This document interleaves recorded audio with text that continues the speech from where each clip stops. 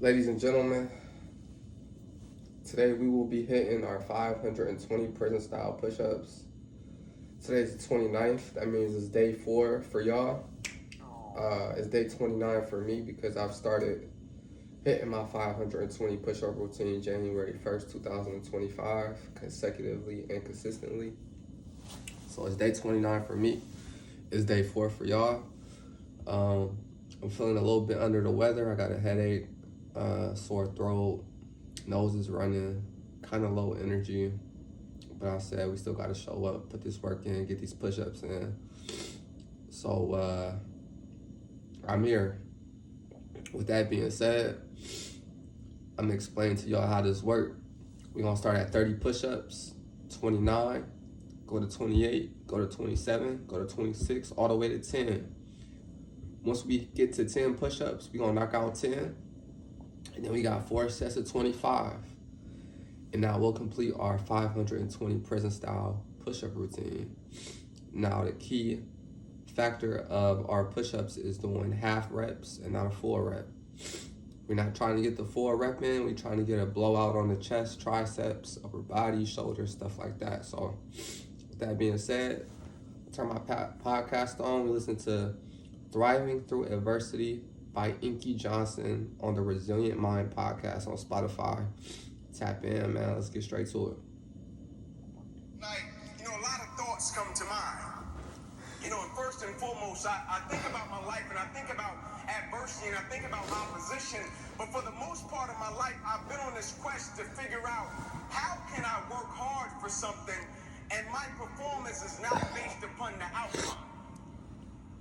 How can I work and my effort and my motivation and my drive is not based upon what the product will be, but more so based upon me taking pride in what I do. And so I came up with this thing called process over product, and I firmly believe the process saved my life.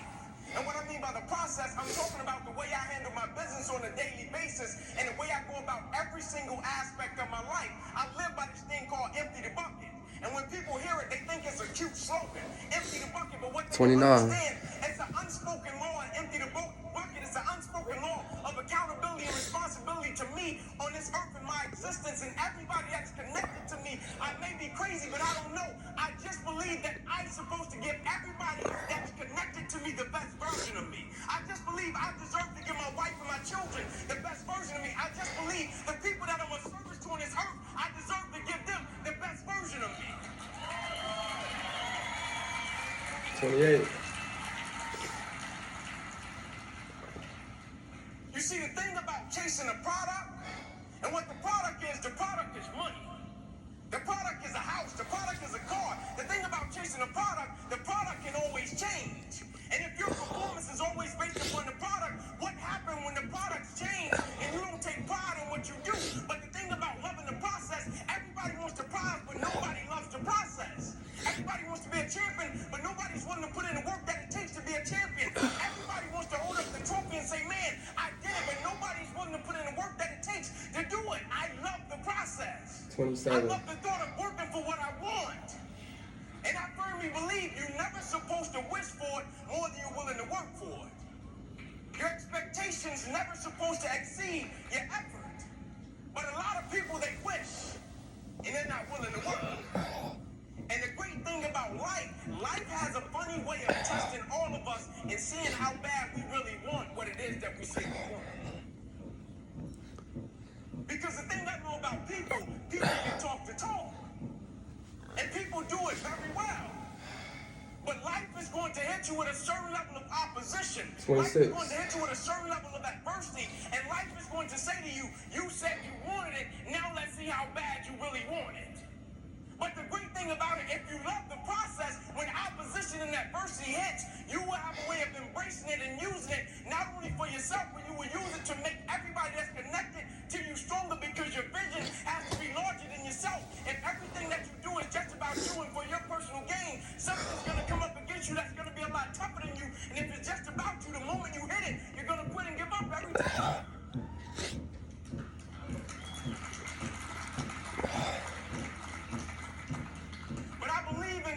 Backstory. Because I think the backstory 25. situations and circumstances. And so I have to give you the backstory I'm 29 years old. My mother got pregnant with me at 15 years old. I grew up on the east side of Atlanta, about 5 minutes away from where the Atlanta Braves play, in a neighborhood by the name of Kirkwood. Drugs, gangs, violence, you name it. And I came up in a 2-bedroom home, 14 people. And I used to sleep on the floor. My grandmother, Miss Daisy Johnson, she used to come to us and she would say, one night out of the week, you all get the opportunity to sleep in the bed. And so when I got to sleep in the bed, it wasn't like I got the bed to myself and I was like, man, I got the bed to myself. There was 5 more of my cousins in the bed. And so we slept 3 to the foot and 3 at the head. And so as a kid, pretty quick, I had to make a decision of what I wanted to do with my life, because in that same house, I had 8 uncles, all 8 of which are still going in and out of prison until this day because they sold drugs and they were in gangs. 24. And so I looked at it, and it's kind of like that quote that says, learn from the mistakes of other people because you can't make them all yourself. And so I saw them selling drugs, but I also saw the outcome. And so I said, I'm not selling drugs. I'm not joining a gang because I see where that road leads to. Either I'm going to end up dead or in prison. I said, so my best bet may be to go to the NFL. And so I went to my cousin by the name of Tamon. I said, listen, man, I want to go to the NFL. I feel our family deserves a better way of life. Let's work for it. I said, we're going to be patient. We're going to engage in consistent action every night. And so every night we would go out and we would race light pole to light pole in Kirkwood. No shoes. Light pole to light pole every night. And so one night we were getting ready to race, and down the street came a big blue pickup truck. And I pulled over to the side, and out of it got a white guy. First white guy I ever saw in my life. 23. True story. And my uncle Bobo, who just got sentenced to 40 years in prison, he was on one corner. My other uncle Johnny, he was on the other corner. My uncle Bobo took off running, and he looked at me. He said, Ink, don't talk to him. Saying to me, that guy has to be the police.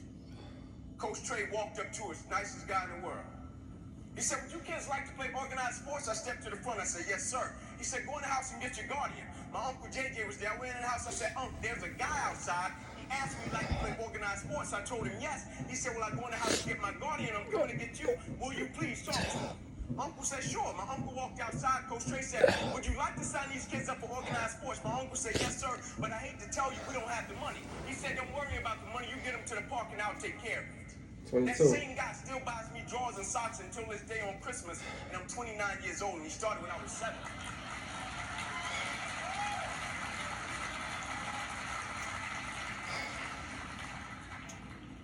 But a weird thing happened one night. You see, most nights after practice, everybody would leave to go home, and I always had to sit in the park because my mother worked at Wendy's.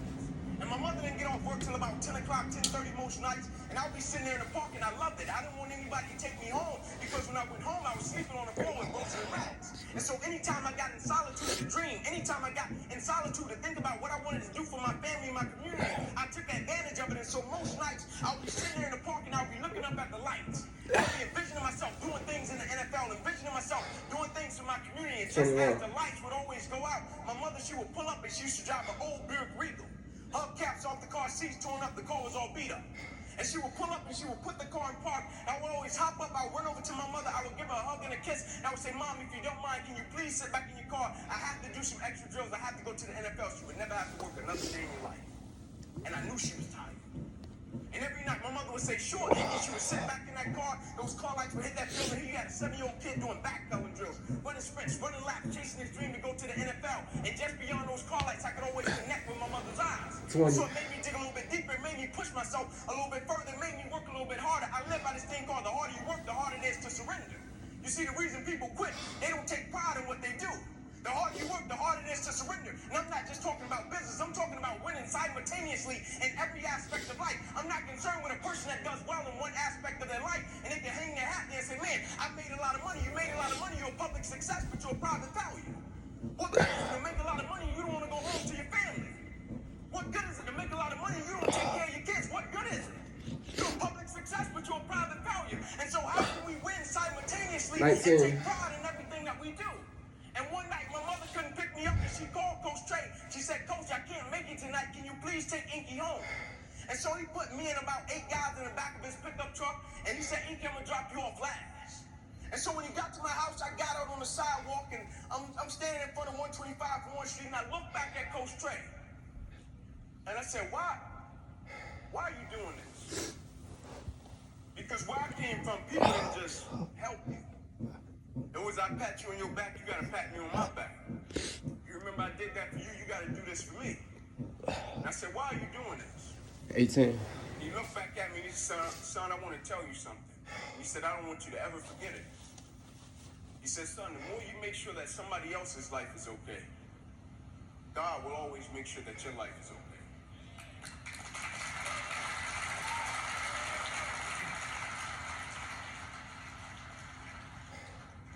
And immediately I got it. The light bulb went off. I stopped being this little selfish kid. I stopped being like my 4-year-old son. And for the first time in my 17. life, I stopped thinking everything was just about Inky Johnson, and I realized my existence on this earth is a lot bigger than me. I realized my lineage and my family, when I step outside of my door in the morning, what I represent is a lot bigger than me. And so the thing I had to understand, every day I woke up and everything that I was a part of, I first had to understand I was representing a lot more than myself. I first had to start living by 2 words, honor and legacy. And what I mean by honor and legacy, you honor the ones that paved the way for you. And you leave a legacy for the ones that's coming behind you. We just have it right now. While we're a part of something right now, somebody has came before us and paved the way, and somebody will come after us. And so while we have it, how can we do it in such a way that we leave a legacy for the ones that's coming behind us, and we honor the ones that paved the way for us? And so everything I did, I took a certain level of pride in it. People thought I just wanted to be a great football player. What they didn't understand about Inky Johnson was this: I could have washed cars. I guarantee you, I would have been the best car washer there was in the world. Because the thing I understood, I wasn't just representing myself.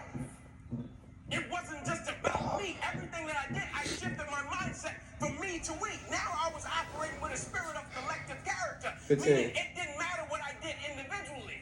If I didn't represent my mother in the right way, it didn't matter. If I didn't represent my lineage in the right way, if I didn't represent my team in the right way, who cares what I did individually? I didn't care if we won a game and I scored 40 points individually. Who cared? I shifted from me to we. And so everything I started to do, I was thinking about my family, I was thinking about my community, I was thinking about my friends in a different way. And I will never forget, I got to high school. And nobody in my family had ever been to college. They all dropped out, ended up in prison. My high school, the name of it was Crim High School in Atlanta. They used to call it Crime High. They used to shoot teachers. And my first day, I walked through the metal detector. And a cop was standing on the other end of the metal detector. And he said, what is your plan, little man? I said, my plan is to go to Division I. He said, no, you'll probably go to cell block D1. 13. I said, no, you got the wrong guy. He said, I heard that before. Your uncles came through and said the same thing. I said, no, I'm telling you, you got the wrong guy.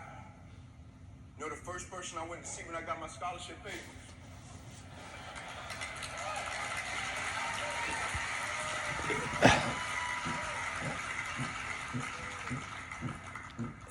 But you know the most amazing thing happened? It wasn't that I went to college. 12. I had 3 little cousins sleeping on that same floor that went to college.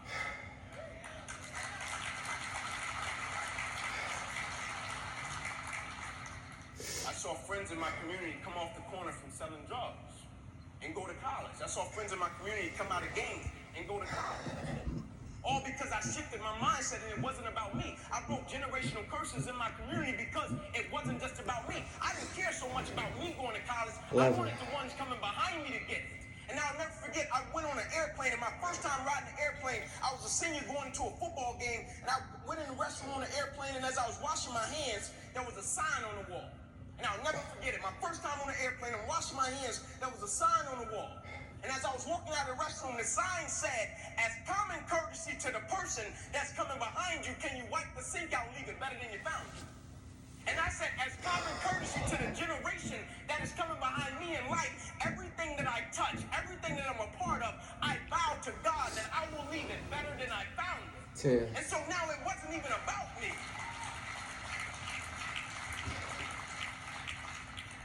And I got my scholarship up to Tennessee, and they looked at me when I first hit campus, 135-pound kid soaking wet. In the SEC. And the first reporter, he asked me, he said, Inky Johnson, do you even think you're going to play at the University of Tennessee? Ladies and gentlemen, we got 4 sets of 25 left. Kind of struggling a little bit. We're going to go ahead and resume our podcast, knock these last 4 sets out. Let's get to it.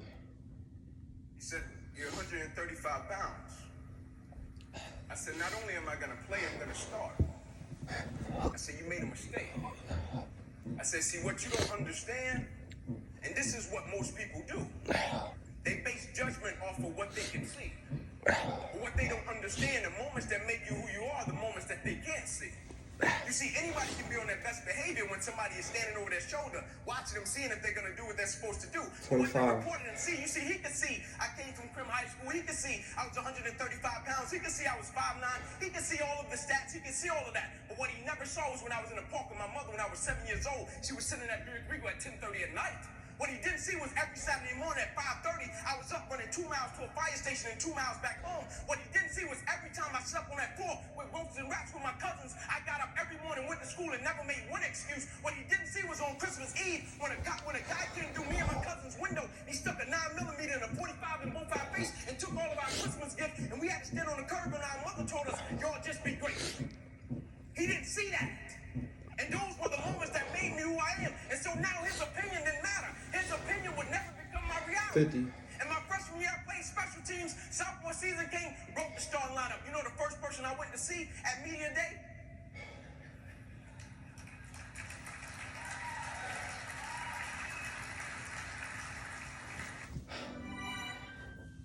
The new Boost Mobile network is offering unlimited talk, text. Ladies and gentlemen, we got 50 left. Let's end it off in silence. Last 50.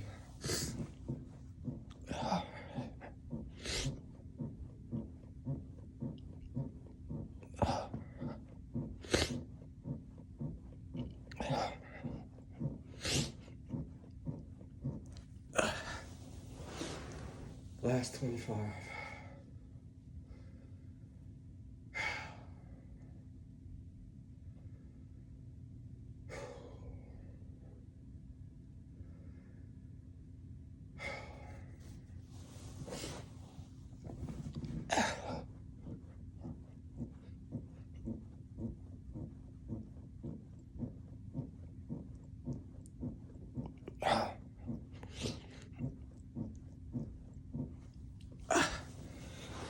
Ladies and gentlemen, that's 520 reps, prison style. I'm about to go blow my nose. Another day in the books. My name is D-Rax. Welcome to Rich Before Gaming, and I will catch you next time, and I'm out. Peace.